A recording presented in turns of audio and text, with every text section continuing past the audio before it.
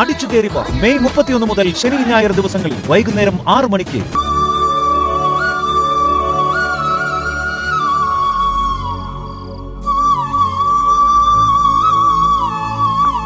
കൊടുക്കും മോളെ. ഭാവനേച്ചിയും സൂര്യണ്ണും കൂടെ വേണമായിരുന്നു.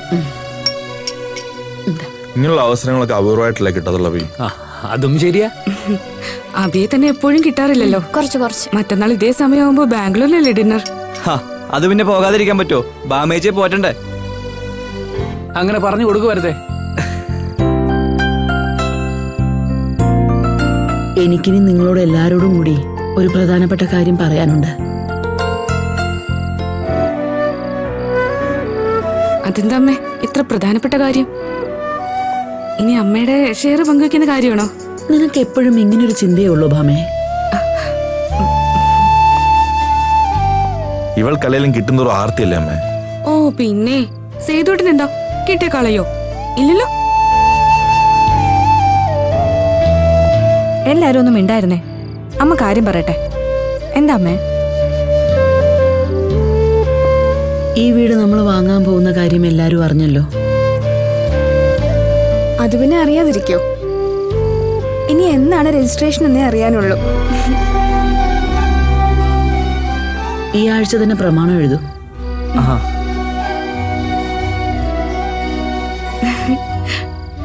ഞാൻ ഈ വസ്തു ഭാവനയുടെ പേർക്കാ വാങ്ങാൻ പോകുന്നേ.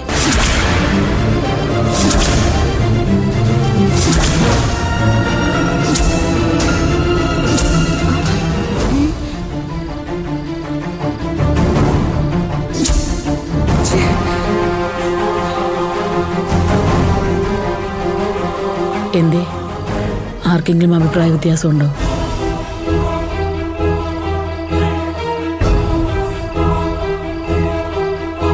എനിക്ക് അഭിപ്രായ വ്യത്യാസം ഉണ്ട് അമ്മേ.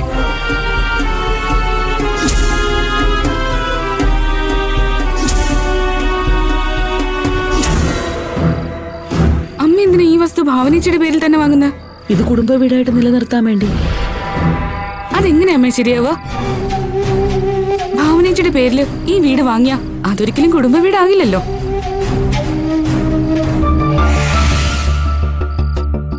അത് ശരിയാമേ. ഈ വീട് അമ്മയുടെ പേർക്ക് തന്നെ വാങ്ങുന്നത് നല്ലത്.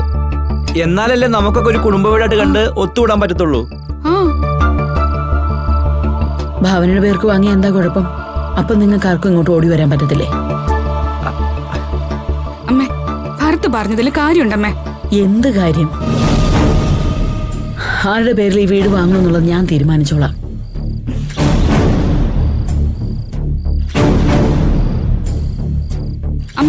അമ്മ എന്തിനാ ഇക്കാര്യത്തിൽ ഇങ്ങനെ വാശി പിടിക്കുന്നേ? അമ്മയുടെ മക്കൾ എല്ലാവരും ഒരുമിച്ച് വേണ്ടി നിൽക്കാൻ.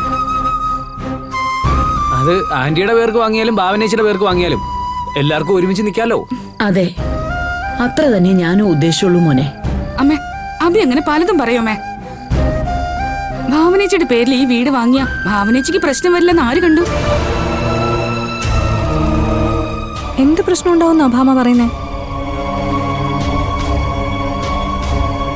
ഭാമേച്ചി അങ്ങനെ പലതും പറയും മായിച്ചി. അതിലൊന്നും ഒരു കാര്യമില്ല. അത് നീയാണ് തീരുമാനിക്കുന്നത്. ഞാൻ ഉള്ള കാര്യം പറഞ്ഞതാ. കണ്ടോ അമ്മ ഇവിടെ പറയുന്നേ? ഞാൻ ഇവിടെ ഒരു കാര്യമില്ലാത്തതാ പറയുന്നേന്ന്. ഭാമേച്ചി പറയുന്നതൊന്നും ഞാൻ എഴുതി വെച്ചിട്ടില്ല ഓർത്ത് പറയാനെ കൊണ്ട്. നിർത്തുവാമേ. ഒന്നാമതെ ആഹാരത്തിന്റെ മുമ്പിൽ ഇരുന്ന് സംസാരിക്കുന്നതേ തെറ്റാ. ഇതിപ്പോ ഞാനാണല്ലോ ഇവിടെ തുടങ്ങി വെച്ചത്. മോനെ എല്ലാരും കൂടി ഇവിടെ ഒരുമിച്ചിരുന്നപ്പോ ഒന്ന് പറയണമെന്ന് തോന്നി. ആന്റിയുടെ ഷെയറിൽ നിന്നല്ലേ ആന്റി വീട് വാങ്ങാൻ തീരുമാനിച്ചത്.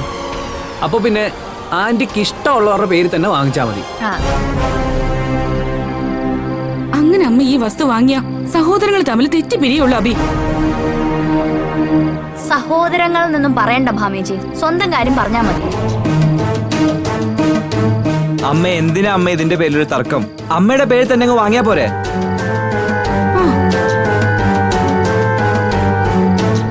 അല്ലെങ്കിൽ തന്നെ ഭാവനേച്ചിയുടെ പേരിൽ വാങ്ങിച്ച നാളെ നമുക്ക് വല്ല അവകാശം ചോദിച്ചു വരാൻ പറ്റുമോ? അമ്മയുടെ പേരിൽ വാങ്ങിയ അമ്മയുടെ കാലശേഷം നമ്മുടെ മക്കൾക്ക് എല്ലാവർക്കും കിട്ടുമല്ലോ.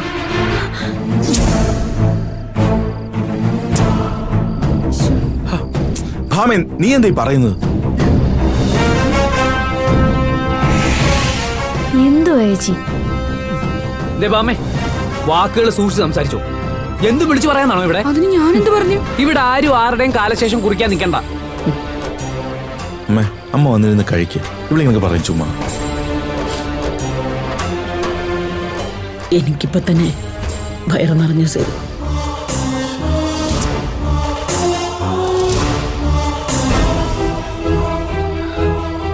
നിങ്ങൾ കഴിക്കേ. അമ്മേ,